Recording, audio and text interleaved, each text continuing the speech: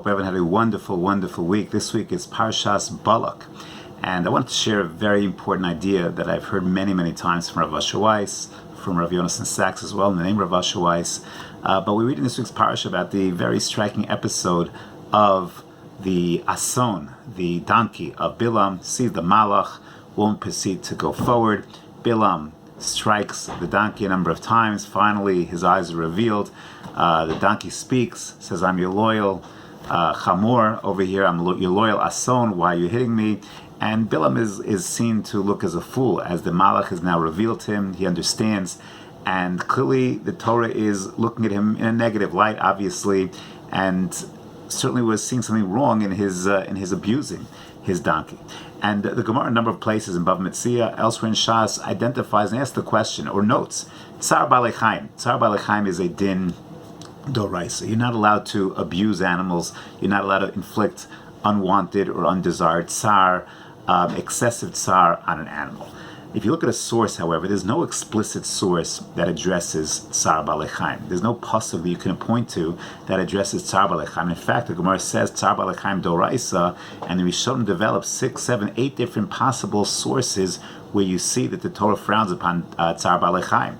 One of them is in our Parsha, is that Bilam is criticized for hitting his donkey in a way that's totally unnecessary. So obviously it can't be mitza'er your animal. We have a halacha of prika and te'ina.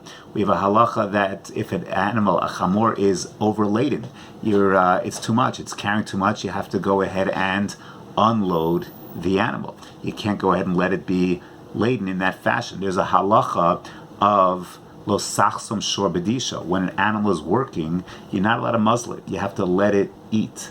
So you have a number of dinim in the Torah, explicit, specific halachos. You can't have a chamor if it's under its burden. You have to unload its burden. It can't be working too hard.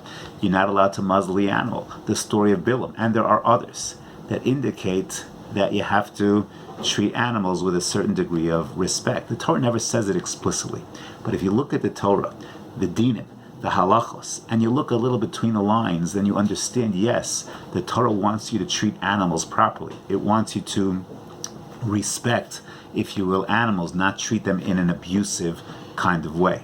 And Rav Asher Weiss develops from this, based on this idea, that you can glean, through studying Torah carefully, you can glean a Ratzon HaTorah.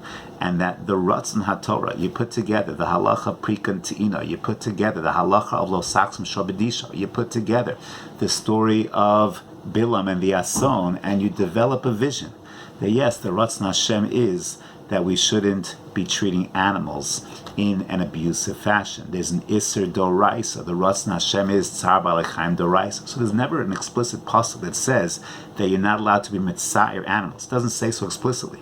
But you start to connect the dots, and you start to read not only the lines, but in between the lines, and you start to glean what the Ratzon Hashem is. And that's true by Tsar Balak Chaim, but it's true everywhere.